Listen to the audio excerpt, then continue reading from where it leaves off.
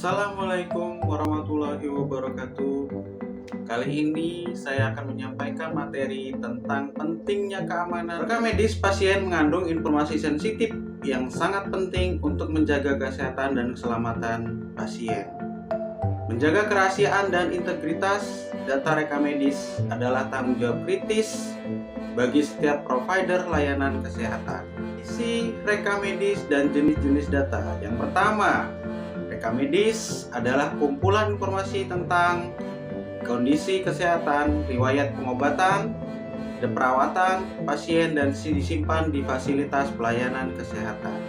Dan yang kedua, data sensitif dalam rekam medis mencakup informasi kesehatan, riwayat penyakit, diagnosa, pengobatan, serta data pribadi yang harus dilindungi.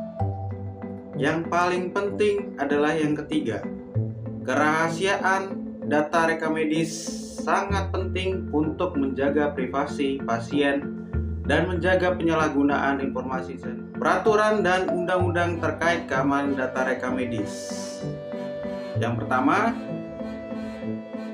Permenkes nomor 269 Menkes/per/3/2008. Peraturan ini mengatur tentang rekam medis termasuk pengolahan dan kerahasiaannya. Yang kedua, Undang-Undang nomor 29 tahun 2004 tentang praktik-praktik kedokteran. Undang-undang yang mewajibkan dokter dan tenaga kesehatan untuk menjaga kerahasiaan data pasien. Yang ketiga, Undang-Undang 36 tahun 2009 tentang kesehatan. Undang-undang yang mengatur kewajiban tenaga kesehatan untuk menjaga kerahasiaan data dan informasi pasien. Terakhir, Permenkes nomor 36 tahun 2012 tentang rahasia kedokteran. Peraturan yang mewajibkan tenaga kesehatan untuk menjaga kerahasiaan data rekam. Prinsip keamanan dan perlindungan data rekam medis. 1. Kerahasiaan. Menjaga kerahasiaan data rekam medis pasien adalah prioritas utama. Akses ke informasi pribadi harus dibatasi hanya untuk staf yang berwenang.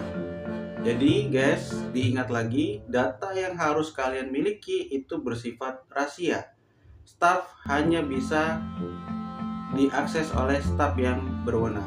Yang kedua, integritas data. Memastikan bahwa data rekam medis akurat, lengkap, dan tidak diubah tanpa izin. Pengelolaan yang cermat diperlukan untuk menjaga keutuhan informasi. Yang ketiga, menjamin ketersediaan data rekam medis saat dibutuhkan, baik untuk perawatan pasien maupun keperluan administrasi.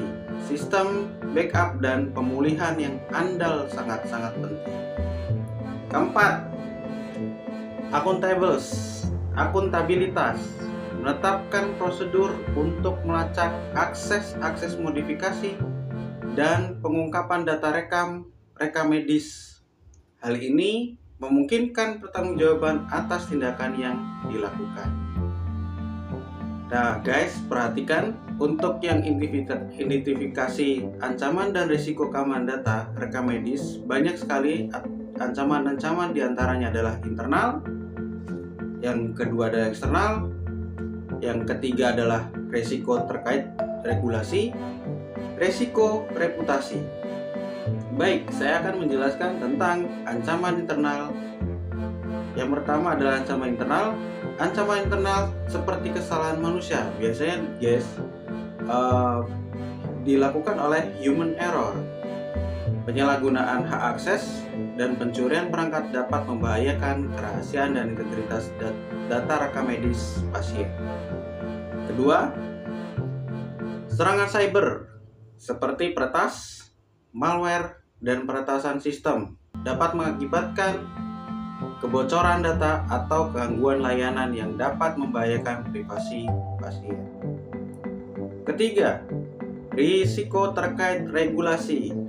Pelanggaran keamanan data dapat mengakibatkan denda besar dan hukuman sesuai dengan Undang-Undang Perlindungan Data yang berlaku. Terakhir, di dalam identifikasi ancaman dan risiko keamanan data rekam medis yaitu risiko reputasi. Kemungkinan risiko reputasi terjadinya insiden keamanan yang terungkap dapat merusak reputasi organisasi kesehatan dan mengurangi kepercayaan masyarakat terhadap layanan yang diberikan. Penerapan enkripsi dan kontrol akses pada data rekam medis. Enkripsi data rekam medis. Semua data yang diolah menggunakan algoritma enkripsi modern untuk melindungi kerahasiaan dan integritas informasi sensitif. Selanjutnya, kontrol akses bertingkat.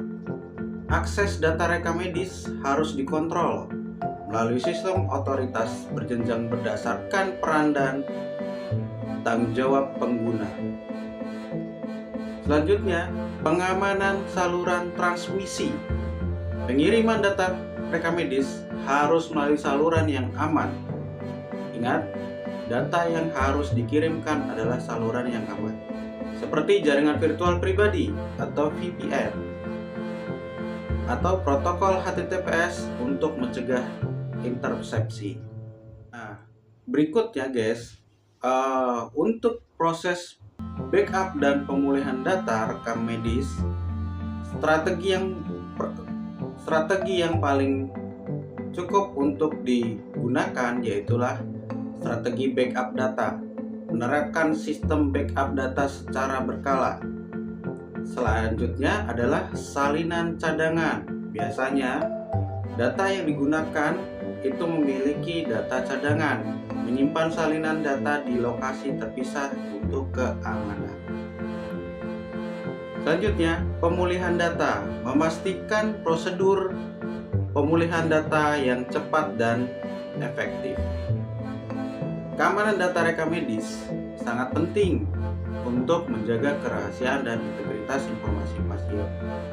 Oleh karena itu, diperlukan prosedur backup dan pemulihan data yang handal, strategi backup data yang terencana, salinan cadangan di alokasi aman, serta prosedur pemulihan data yang teruji akan memastikan data rekam medis tetap terlindungi. Berikutnya, khusus untuk bagian staf rekam medis, biasanya untuk pelatihan diberikan secara rutin oleh pemilik rumah sakit.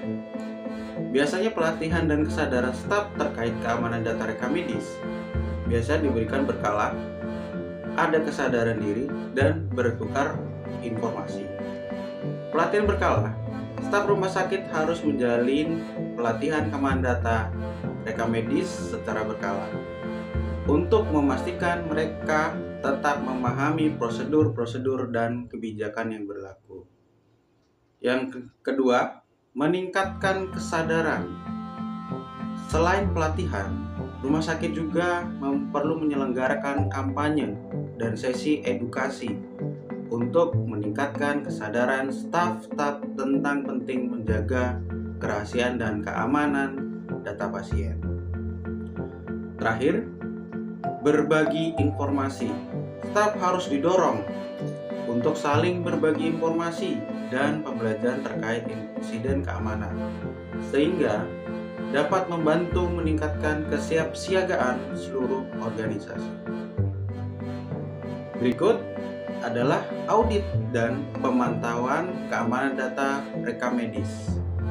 Audit biasanya dilakukan secara berkala. Lakukan audit keamanan data rekam medis secara berkala untuk mengidentifikasi celah keamanan dan memastikan kepatuhan terhadap peraturan yang berlaku. Selanjutnya, pemantauan berkelanjutan. Terapkan sistem pemantauan terus untuk mendeteksi aktivitas mencurigakan, pelanggaran, atau upaya akses tidak sah terhadap data rekam medis. Berikutnya adalah analisis log keamanan. Lakukan analisis terperinci terhadap log keamanan untuk mengidentifikasi pola tren dan indikasi potensi ancaman atau kebocoran data. Jadi guys, untuk materi ini kesimpulannya adalah atau rekomendasi penerapan keamanan data rekam medis. Yang pertama adalah mitigasi risiko. Kenapa mitigasi risiko? Implementasi keamanan data rekam medis yang komprehensif dapat memitigasi risiko kebocoran, kehilangan, atau penyalahgunaan data pasien yang sensitif. Yang kedua, kepatuhan regulasi. Kepatuhan terhadap peraturan dan undang-undang terkait keamanan data kesehatan sangat-sangat penting untuk menghindari denda dan sanksi hukum. Terakhir, kepercayaan pasien. Menjaga kerahasiaan dan keamanan data rekam medis dapat meningkatkan kepercayaan pasien terhadap layanan kesehatan yang diberikan. Jadi, ini adalah keamanan dan perlindungan data rekam medis. Sekian untuk materi keamanan dan perlindungan data rekam medis. Saya akhiri. Wassalamualaikum warahmatullahi wabarakatuh.